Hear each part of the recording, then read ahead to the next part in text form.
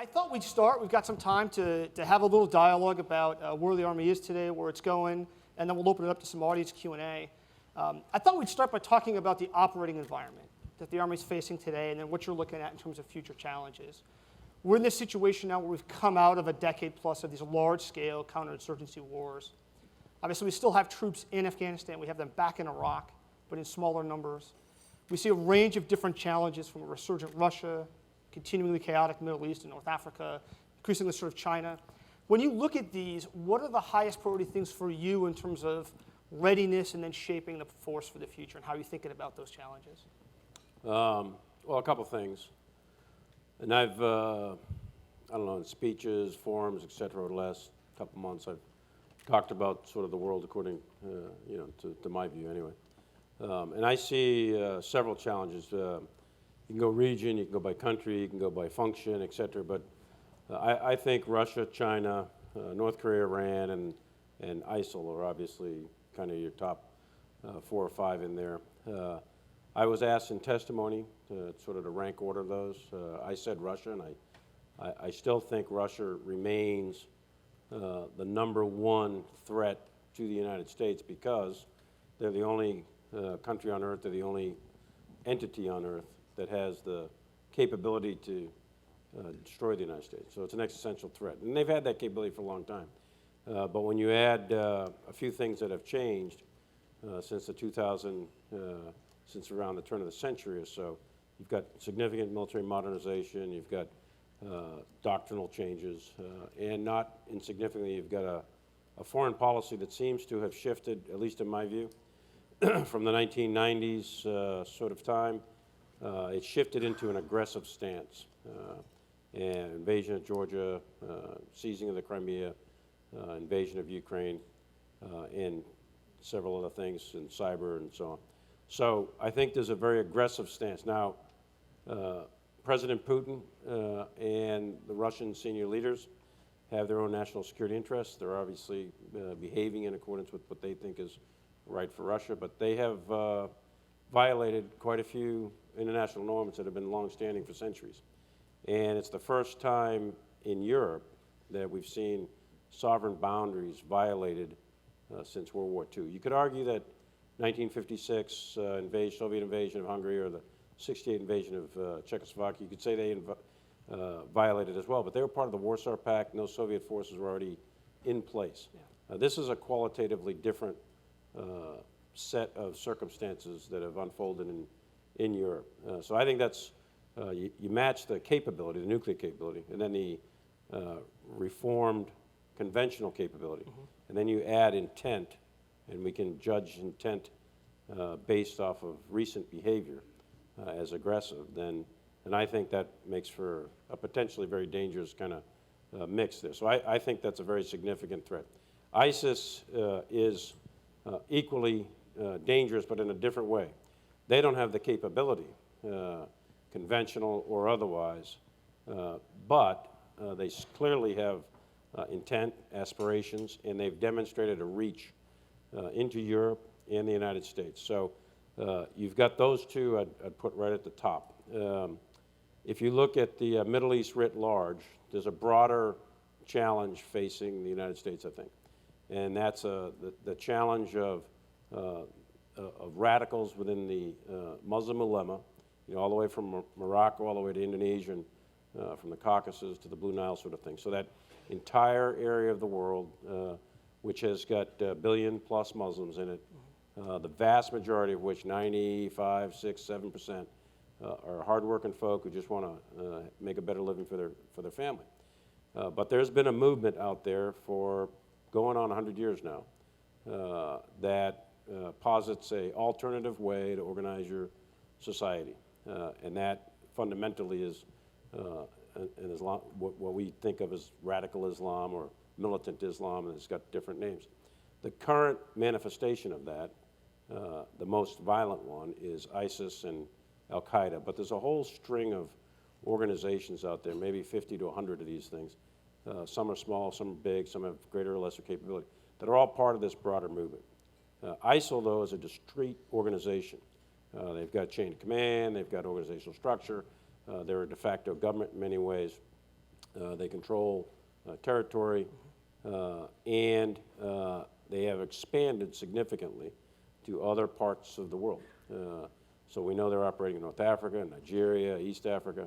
They're operating in the AFPAC region. They're operating up in the Caucasus. So that's a threat that's very real. It's time now. They have either inspired or directed attacks in Europe, the United States, and elsewhere. And I would argue they are an existential threat, not to the United States, but to some of our friends and neighbors in the region. And they do present a significant threat to U.S. vital national interests. So the president has said in the strategy to destroy ISIS or ISIL, and we're working through that now. That's a worthy objective that I sign completely up to. That organization as an entity needs to be destroyed. But even when they're destroyed, the broader systemic threat of radicals within the Muslim dilemma, that has to be addressed really by the Muslim people. Has to be addressed through good governance, economic development, and a wide range of other things. So those two I put at the top of my list, the Middle East and Eastern Europe, in my view. You've also got an issue with Iran, but I think that sort of the heat kind of got turned off a little bit with the signing of the agreement. So we'll see. Time will tell on whether Iran breaks the nuclear agreement or not. If they do, I think appropriate things will kick into place. But I think the temperature's been lowered a bit there. Mm-hmm. Having said that, Iran is still a malign actor in the region. They're a big supporter of terrorists throughout the region, and they're very much interested in destabilizing places. As you go over to Asia, you got a whole different geopolitical situation. You got a revanchist Russia in Europe. You've got a sort of a revolutionary group with ISIS, or an apocalyptic revolutionary group with ISIS. In Asia, I think you got two serious, significant national security issues for the United States to work through. One is North Korea. And in that situation, that's been with us since 1953, since the armistice was signed. But the armistice is not a peace treaty. The Korean people are one ethno-linguistic group. The 38th parallel is very much an artificial boundary. And at some point in the future, and no one in this room or really anywhere can tell us when it will happen, but at some point in the future, the Korean people are likely to be one people yet again. The question is, will that happen violently, or will it happen peacefully? And we don't know that. We obviously want it to happen peacefully, but that situation has, almost like a sine curve, has ups and downs, and North Korea is noted for a variety of provocations. It's a very dangerous situation. It's probably the most armed border in the world. You've got 1 million or so troops on either side of the DMZ, and that at different periods of time gets quite dangerous. We saw that in August, for example, or we saw it with the Chonan and the Waipido Island incidents back in 2010-11. So that bears close watching, and that would be, for the Army, that would be a different sort of set of challenges than you get in the Middle East or in Russia. And then you've got the rise of China. So the rise of China is interesting because China is not an enemy. A lot of people talk about the rise of China as if they're an enemy. They're not an enemy. A competitor, sure. And I would argue that China has a very assertive foreign policy.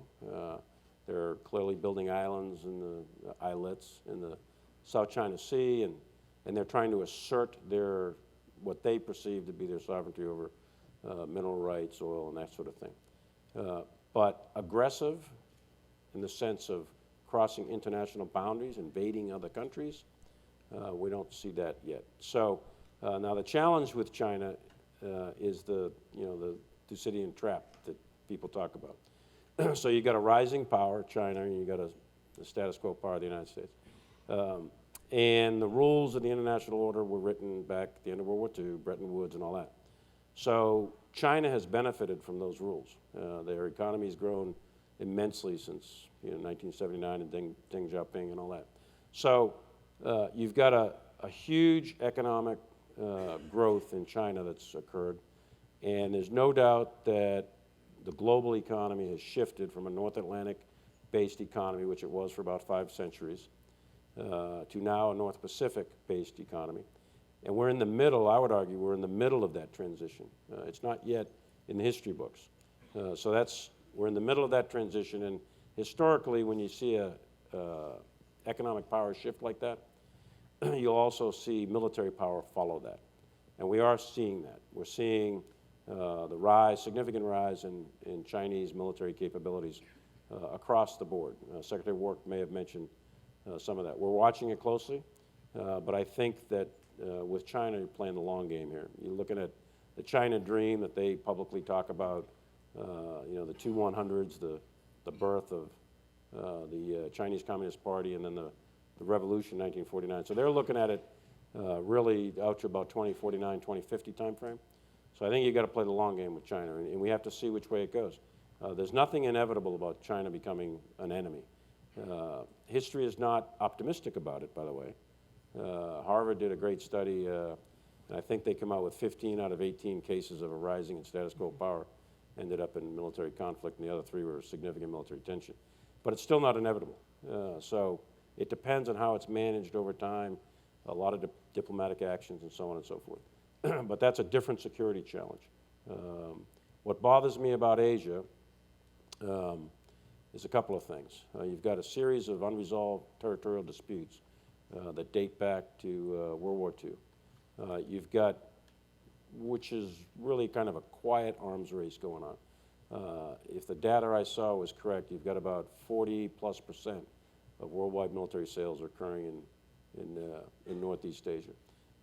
You've got a rise in nationalism, which is barely perceptible, but it's there. And you've got some other factors at play. So there's a set of factors that should call our attention to continue to be very vigilant. And on the flip side, you don't have the collective security agreements and robust alliances that you have, say, in Europe with NATO. You do have alliances, back and forth bilateral alliances, but you don't have this collective security regime in Asia that would help stabilize the situation. So Northeast Asia bears close watching, and I think it'll be a significant security challenge as time goes on. But the immediate is ISIS, and I would argue the Eastern European situation. So looking at these challenges, I think there's a general wariness following the experiences in Iraq and Afghanistan, in Washington and the American public at large, of committing large numbers of ground troops. We obviously have people committed around the world in special operations missions, in training and advising. What's the rationale for the ability, right, for the nation to be able to deploy larger numbers of boots on the ground? We've seen Army active duty end strength at least come down considerably. There are ongoing discussions about sort of what the appropriate size is.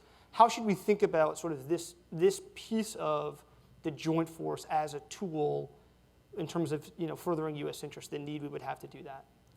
Yeah, a couple things. If the United States is a global power, if the United States wants to remain a global power and affect outcomes internationally, then on the military side, the president needs options. So we have to have capabilities that deal everywhere on the low end, like humanitarian assistance, disaster relief, not only in the homeland but overseas as well, to counterterrorism, counterinsurgency capabilities, all the way up to higher end capabilities to deal with potential state-on-state conflict. We don't have the luxury of focusing on one typology of conflict because of who we are as a nation. So we've got to have that capability. And then we also have to have capacity. Numbers do matter. It is not true that smaller is necessarily better. It might be in some circumstances, but in others it might not be. So those are kind of general comments, but specifically to the Army. I think there's a lot of myths out there about warfare, and an awful lot of people buy into them. One is, for example, wars are going to be short. They might be. There's people who propose, oh, wars of the future will be short. They might be, but history tells us something different. There have been short wars in history. The Franco-Prussian War, and there's a whole series of short wars.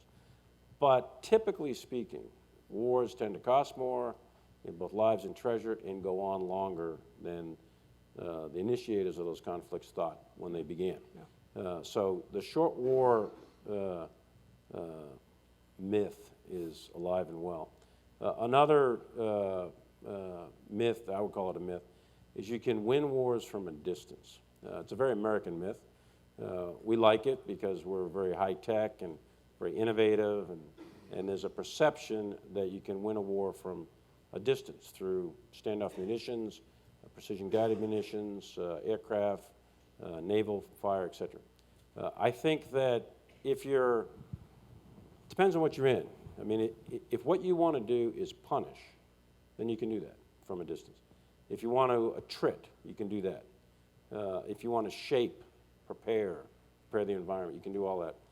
But if you're defining yourself in a war, that three-letter word that no one likes to use, if that's what you're self-defining yourself in, then war has a certain logic to itself. And at the end of the day, war, as we all know, everyone's read Clausewitz, is an extension of politics. And that's very true. It's politics by violent means to impose your political will on an opponent. So if that's true, politics is all about people. It's about power, people, and people live on the land. And at the end of the day, to actually impose your political will on an opponent, you have to do it on the ground. Now, whether it's you or some other force, that can be debated in the tactics and the operations part of it. But strategically, if you're defining yourself at war, then at some point in time, you have got to do that on the ground. You know, a little quip is, you know, wars are often started from the air or the sea, but they're ended with a rifle shot on the ground. So I would say that it's very difficult, and I don't know of an historical example either, where wars have been, quote, won from a distance. The other thing that, another myth out there is that, and my own service propagates it as well as there's a lot of different services, is that a single service can win. You know, Army, Navy, Air Force, Marines, or SOF or whatever. That's just nonsense. What wins wars is the sort of the synergistic effect of all these forces, Army, Navy, Air Force, Marines, SOF, CIA, the interagency. It's a national effort, and it takes the effect of all of those capabilities in time and space to prevail. The current, you know, flavor of the day is SOF can do it all. That's just not true. There's a limited amount of SOF to begin with. They can do a lot. I'm, you know, a proud member of that community. So SOF can do a lot, but winning wars takes a nation, and it takes the effects of the entire joint force for the U.S., but also combined with your allies. So wars are a unique thing. And then I think the last thing I'd say relative to the Army is there's another myth out there that says armies are easy to regenerate. Aircraft carriers take, you know, 50 years to build, and they last for 50 years or whatever, and it takes a long time to train a pilot. All that's true. But for the Army, a lot of people think that all you have to do is go to basic training and advanced individual training, and presto, you have an Army unit. It's not quite that simple. So to build a platoon sergeant, for example, will take 15 years. Yeah. Lots of experience. Same thing with a battalion commander, brigade. And to build units, you're talking about 3-4 years to get them to a level of combat readiness. So there's a lot of myths out there about, you know, the size of a force, the training of a force, and that you can bring an army down very, very small, and then in time of crisis, which is, again, a very American thing, in time of crisis, add water, you know, circle the wagons there and stir it up, and you'll have an army. It's not quite that simple. So are there things you're thinking about on that front that can enable the Army to more rapidly reconstitute or regrow in a time of need? Right. And I'd hate to suggest that what DoD needs is to be more top-heavy, right? That doesn't seem like the right way to go. But in terms of, you know, thickening the middle ranks of NCOs or mid-grade officers, or sort of creative ways to use the reserve component, how are you thinking about that challenge? Being prepared for that in the future? You know, I have what I would like, and then I have reality. So to deal with the reality, I mean, again, it's very American. Downsize, and there's a perception you're going to save a lot of money by, you know, reducing your cost of labor, reducing your largest force, the Army. And that's a way of looking at it. I would prefer to keep as much as I can for as long as I can, but as you noted up front, that we're already reducing, and we have been reducing. We've reduced 180,000 troops since the height of the Iraq conflict. So we've actually reduced a significant amount of the active force of the regular Army. So the question is, how do you regenerate? So some things I'm looking at. I'm going to lean heavily on the Guard, and I've already talked to the Guard leadership about some of this. So the Guard is a capability, the U.S. Army National Guard is a capability in which we're the only service with over 50% of our capabilities in the reserve component, either U.S. Army Reserve or the National Guard. And we are one Army. So what I need to do is not only maintain the readiness of the regular Army, the fight tonight Army, but I've got to increase the readiness of the National Guard. We've had this policy of 39 days as an example of training per year for the Guard. That's been in place since 1915, so it's 100 years, it's a century old. And I sit there and I go, what's so magic about 39 days? Maybe we need to look at changing that. That obviously is going to cost money, but maybe I should take some of the Guard and significantly increase the number of training days they train on a given year, maybe 60 to 100 days a year, so that it reduces the response time on the back end after they get alerted and mobilized. Because the possibility or the probability of conflict today, given technology, given communications, I suspect that any future conflict will unfold more rapidly than it has in the past. May not, but I think it probably will. And we owe it to the President, we owe it to the American people to have forces sufficient in capacity and capability to respond quickly. If the active force, if the regular Army is a certain size, that will pretty much get consumed pretty quickly in any of the larger contingencies that we have. So we have to lean on the Guard. But that means that I have to get their readiness levels up to a level that is combat capable in the shortest amount of time post-mobilization. So right now, if I was to call on a Guard unit, you're looking at 100, 120 days or so before I could, in conscience, look myself in the mirror and say, yea, verily, they're ready to go to war. I don't want to send anybody into combat that's unready, and they're going to get slaughtered against some of these opponents. So I have an obligation, a moral obligation, to ensure of their readiness. The only way I know to do that is in order to assure their readiness and reduce the response time, is to increase the amount of training days for the National Guard on the front end. Some other things we're looking at, there used to be a round-out concept in the Army. That worked pretty well in the past.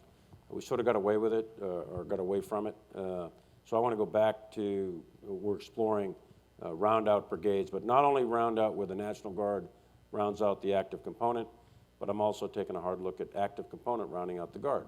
So I don't see any problem with an active unit, battalion, or brigade, say, be part of the 28th Division Pennsylvania Guard. And they wear that patch, and they're part of, so have it go both ways. It used to only go one way. Also, we're looking at, we're already executing partnership programs with the Guard and foreign countries. So they've been doing that for years. It's a very, very effective program. And I'm also lined up all the active duty units doing partnership with the Guard.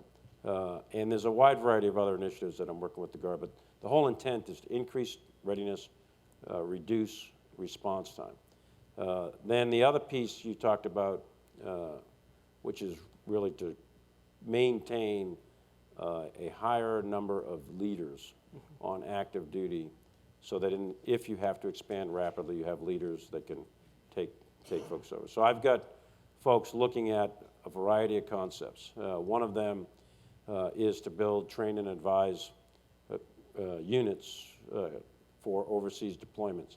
And those units would look like the chains of command of regular Army brigades or battalions, but they just wouldn't have the soldiers. That de facto is what we do anyway, right now. So we're sending train and advise teams to Afghanistan and Iraq. And we've been doing this for years. Those teams are, in fact, the leadership of brigades and battalions, and we're just ripping them out, sending them over.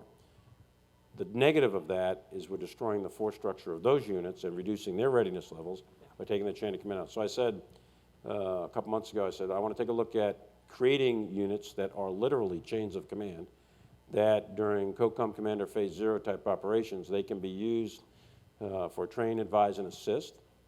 And then in time of national emergency, you have a coherent chain of command that I could bring soldiers in, put them through basic and AIT, and match them up with those leaders, put them through, a few months of pretty significant training, and then I would have a reasonably decent capability that could backstop the regular Army forces in the Guard.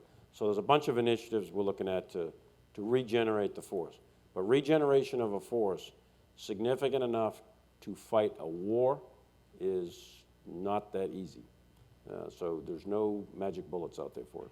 Well, and we had a very real experience of this in the last 15 years where it took time to grow the Army. Takes time. Took That's time. right. Yeah. All of these, all right, I'm getting the thing. So let's switch to audience Q&A, right? No, we got time. Let's open the floor up for some other questions. Go ahead. Yes. Anybody want to talk about the Patriots? Let's start with Sydney. Do we have somebody running on the microphone? Yep. Thanks. Army, Navy, football, maybe? Just please stand up, introduce yourself, and then fire away. Hi, Sidney Friedberg, Breaking Defense. Thanks very much That's for calling what I feel me. like sometimes, breaking defense. Yes, I know.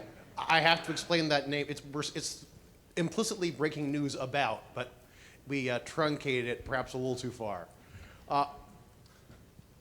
We having just come on the heels of Deputy Secretary Work's conversationist guidance to over there.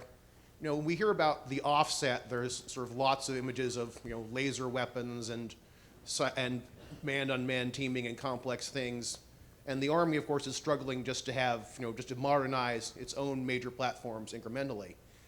From the ground standpoint, from the standpoint of facing the whole range from, potentially very sophisticated irregulars to nation states, what are the, potential third offset technologies, unmanned, man-on-man teaming, perhaps shore-based anti-ship missiles, perhaps surface-to-surface conventional missiles, which is a major Russian and Chinese tool, that look like they could be potential areas of interest for the Army?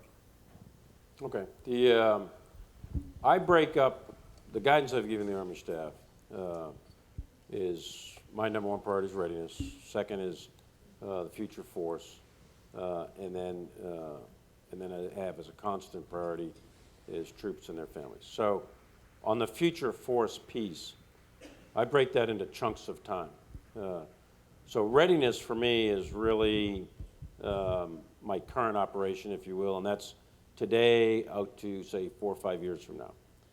That's where the laser focus has got to be on readiness, because realistically, the Army structure, equipment, weapons, doctrine, et cetera, will change only at the margins in the next few years, just in part based on the government's budget cycle and so on. And then from about 5 years from now, 2020 to call it 2025 to 2030, that decade in there, I sort of have an interim period of time, and then I have a deeper future, call it 2025 or 2030 out to about 2050, that 25-year period. Much of the third offset strategy's focus is towards that third window, that deeper future than what we have today. And there's a lot of potential technologies that have potential military application, many of which are not ready today, some of which are literally ideas in labs and they physically don't exist. On the other hand, there are some things out there that do exist, and we could use them even in the near term. There's things that are being done today in robotics, for example, that have great promise to be used on battlefields, and we could accelerate some of that. There's some things being done today. You already mentioned the man-unmanned teaming. We've been doing that for years, and we're going to expand on that. But there's some things in protection, both ground and air, that we know exists in the real world today. The technologies are there, and we need to bring those forward and rapidly accelerate those in order to increase the survivability of rotary wing aircraft and or ground vehicles. There's some things in lethality that are being tested. We're probably a little bit early for ground use, but there's things the Air Force and Navy are doing with lasers, railguns, and so on, that have potential. I don't know if they're going to have application in the next couple of years, but that perhaps that second time period they could have some pretty good application there. There's a whole series of things being done in the medical world, in soldier systems that can, we clearly can bring those forward. So there are technologies that are being looked at as quote unquote part of the third offset that clearly can be brought forward, accelerated, and we're doing that. It's not just the spiraling that you mentioned, although that is the major focus. The problem with the modernization piece, though, is not so much the technologies or the ideas. The problem is money. So if your task is, if you have X amount of dollars and you're currently engaged in conflicts around the world, we've got 190,000 soldiers today, soldiers, not airmen, Marines, and Navy, 190,000 soldiers deployed right now in 150 different countries, doing all kinds of different things, everything from phase 0 all the way up to advise and assist in ground combat operations. So there's a significant day-to-day commitment. So I can't give on readiness because, in my view, that's fundamentally negligence. If I ever send a soldier who's not well-led, well-equipped, well-trained, et cetera, then shame on all of us. That's just not right. So readiness has got to consume most of your dollars. The compensation takes 50% right off the bat. And then your other 50%, readiness has got to take the most of it. So the modernization accounts, the S&T type accounts, over the last many years for the Army have been underfunded significantly, which led us to a strategy then of spiraling existing technologies to incrementally improve systems that exist. I don't see any sort of breakthrough technology for ground systems yet. I do anticipate some, though, perhaps in the next 3 to 4 or 5 years. There's some promising leads out there in industry and in technology that have some significant game-changing potential for ground combat. They're just not realistic to field today, but there's some promising indicators of that. Are there things specifically then that you see as potentially promising? Well, sure. I mean, let's take robotics, for example. We know right now that, Pizza Hut can deliver pizza or Amazon can deliver a book or whatever through a robot, and you can have a little robot run around and, do your rugs and all that kind of stuff. And we're using robots, so we're using unmanned aerial vehicles. All the services are doing that. The Navy's experimenting with unmanned vessels, surface and subsurface. Air Force, people have talked about a pilotless Air Force in 10 or 15 years. I think that's a bit of a stretch, and no one's actually asked the pilots. But people, there's clearly advances. So robotics or robots, autonomous systems, have great promise in the air and maritime domain. Ground domain is much more challenging. It's a much dirtier environment.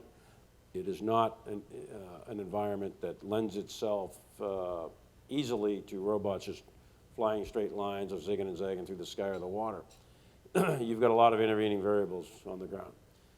But nevertheless, robotics and autonomous systems have really some tremendous promise. So for example, I could see in the future, and it would be that third increment of time I was talking about, but there's potential, for example, to have all of your logistics convoys as autonomous convoys. So either someone's back in a rear area with a joystick driving these things up, or it's literally autonomous and they're just going on their own. And all your fuel and your water, your beans and your bullets, and all your logistics support is being done by autonomous vehicles. There's real potential for that. There's a lot of things you got to think through, not the least of which is just the terrain. But the potential is huge because a lot of people, tons of people, are involved in logistics. The tooth-to-tail ratio of 10:1 or 8:1, although slightly less than World War II, is not significantly less than World War II. But if you introduce that kind of capability, you could potentially reduce your logistics footprint really by a lot. And you'd also reduce things like casualties and IEDs on roads and all this other kind of stuff. So there's great potential there. There's also great potential in information technology. Right now, for ground forces, your command and control facilities tend to be fairly large with a fair amount of people in them. As information technologies continue to accelerate, there's a potential to go forward with small command posts and have the same capability to have situational awareness and situational understanding of the battlefield through reach back. So you could have your larger command and control capabilities back in the CONUS base, and they could turn the information, do all the analysis and all that kind of stuff just as quickly as if they were there. And yet you'd have a relatively small forward footprint. So there's some potential there. And there's potential in a lot of other areas as well. But those are two big ones that I'm looking at pretty hard. Okay, good. We have time for one more question. Yes, all the way in the back.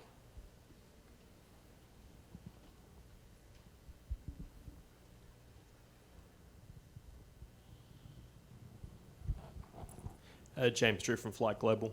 I've got to ask the air question.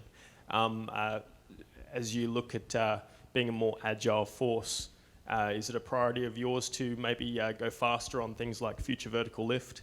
And what do you think about autonomous helicopters for logistics? Yeah, I mean, the same thing. It's a follow-on to the previous comment. The short answer, I know you're short on time, the short answer is yes. We're looking hard at vertical lift, and there's no question that autonomous helicopters, I'm going to wait till the Air Force goes completely autonomous first and see how their pilots fare with it, and then I'll check with my pilots. Yeah, that's right. Aren't we building an F-35, a manned bomber or something like that? Yeah. All right. Okay, good. Thank you so much for your time, and thanks for sharing your thoughts Thanks, with Paul. us today. Appreciate Really it. appreciate it. Thank you.